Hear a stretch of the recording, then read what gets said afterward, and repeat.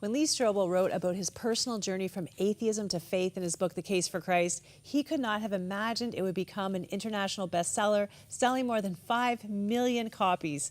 Now, a new milestone has been reached. The popular book has been made into a movie, premiering April 7th across North America.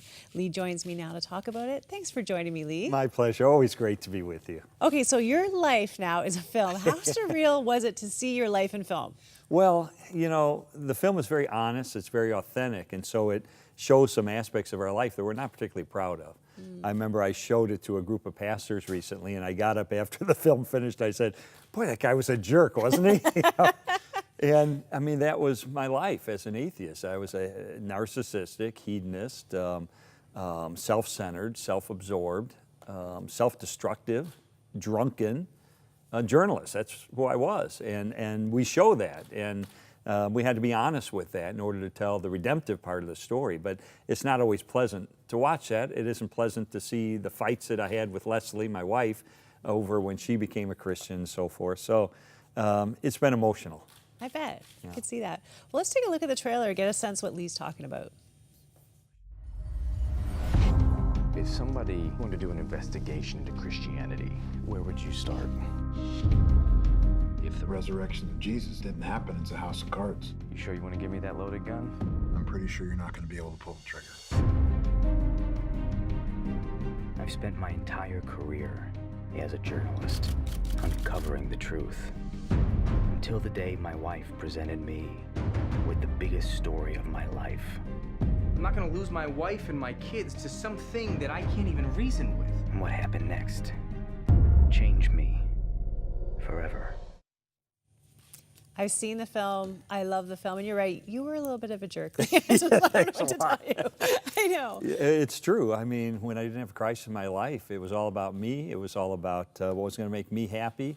And, you know, I can't believe Leslie married me in the first place, but, you know, we loved each other. We met when we were 14 years old, and she went home and told her mom, I met the boy I'm going to marry. And I went home and said, I got to get her number. And we ended up dating through high school and then college, got married young. I was 20, she was 19. So we had this long friendship and this deep love that we had for each other. But then, you know, it was like bait and switch, you know.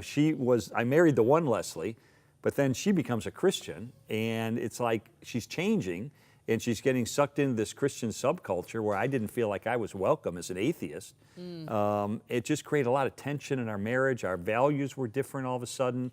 How do you want to spend our weekends? That was different. How are we going to spend our money? That was different. She wanted to give money to the church. I wouldn't let her.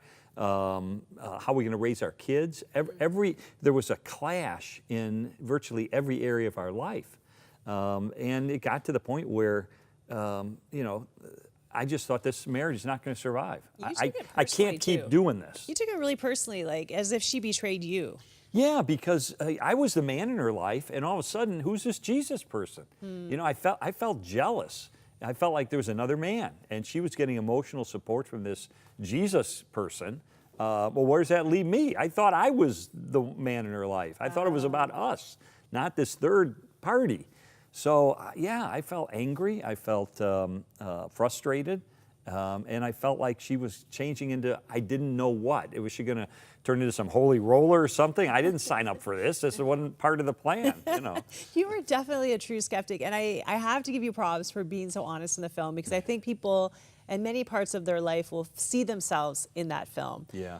You know, when you think about the skeptic, and how important is it that we represent the skeptic fairly in the film? Because you had genuine questions. I did, and I think that's something we ought to validate as Christians, that people are on a journey, and many of them have what I call spiritual sticking points, often intellectual objections to the faith.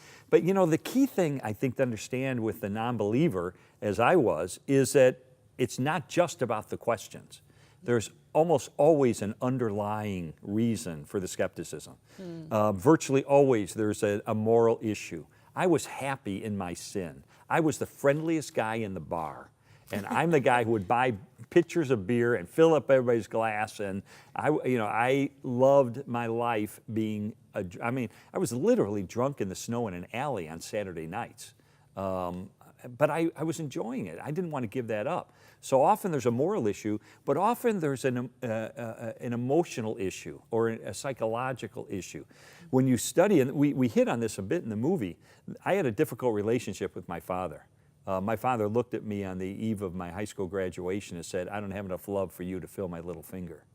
And so when you study the atheists of history, Camus, Sartre, Nietzsche, Freud, Voltaire, Wells, Feuerbach, O'Hare, you just go down the line. Every single one of them had a father who died when they were young, abandoned their family when they were young, or with whom they had a very difficult relationship. And the implication is, if your earthly father has disappointed you or hurt you in some way, you don't want to know a heavenly father. He's only going to be worse. He's going to hurt you more. He's going to disappoint you more. And so this is a psychological dynamic that psychologists understand. Freud even commented on it.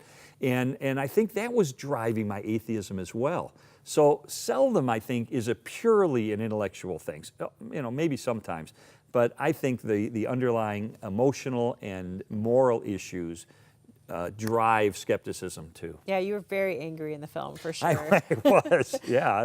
But you know what? I think it's a great film to bring people who don't share your faith. And you know, you worry sometimes Christian films, we can be a little preachy, sometimes be a little cheesy or out of touch about how the skeptical mind or someone outside the faith might view it. Right. Now they're telling your life story. How worried were you that it might be something that you don't actually feel comfortable with? Well, you know, part of the deal was, I said, I will allow you to do our story if it's written by Brian Bird. Brian Bird's a screenwriter who is a good friend of mine, and I knew Brian would honor our story and be respectful of who we are and so forth, and he did. I mean, he captured us, and the actors capture us so well in this film, better than we ever could have imagined. So we trusted them with our story, and they came through. We're grateful for that. But you know, nevertheless, it is an emotional thing to watch. I watched it, you know, for the first time up here in Toronto on a big screen in a theater when we were showing a test showing to some pastors, and you know, I was crying. I had tears in my eyes, remembering those difficult moments that just strike a deep chord in us. And yeah, it happened several years ago, so those memories had faded a bit, but now this brings it back up. So it was not an easy era of our marriage. But we thought, you know, if it can help people, a lot of people won't read a book, they won't go to a church, but if they'll see a movie. And so we wanted to make a movie, and Cheryl, you hit on exactly what we tried to do, which is create a movie that wasn't cheesy, that didn't have those cringe moments where, you know, and I think Pure Flix did that with this film. One of the most famous evangelists in America, Greg Laurie, just saw the film and said, this is one of the most powerful evangelistic films I've ever seen. He said, there's no cringe factor in it. And I thought, yes, you know, that's what we were after, is something you could confidently bring someone who's spiritually confused or spiritually interested to and not feel like you're going to cringe the whole time. So bringing everybody from the most hardcore atheists, if they'll come, to people on a spiritual quest. I think so. You know, you could say to someone, hey, I know you're a skeptic, you don't believe in God. This guy didn't either. I mean, he was, you know, educated at Yale Law School. He was a legal editor of the Chicago Tribune, a skeptic, thought this would you be interested in his story? You know, and maybe folks will come. I think they, you know, the one thing they've done is made an entertaining film. So regardless of where you're at spiritually, I think it's just as an entertaining motion picture. It's a love story. Really it's a marriage story.